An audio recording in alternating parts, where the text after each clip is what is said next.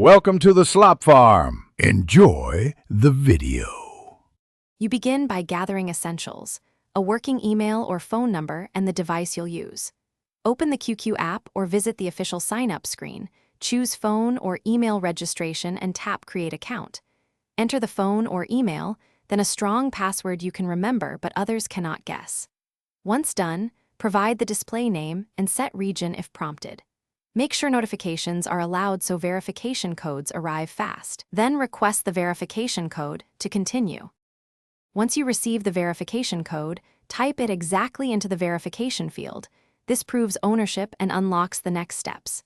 If shown, complete the CAPTCHA or simple security checks to prevent bot sign-ups. Next, fill in profile details. A clear profile photo, birthday, and gender. These make recovery easier and help contacts find you. You may also link a backup email or set a security question. Make sure to review privacy options before moving on. Finish by accepting QQ terms and tapping Confirm or Finish. Your account is created and you'll land on the main interface. Immediately enable two-step verification or bind another email/phone to secure access.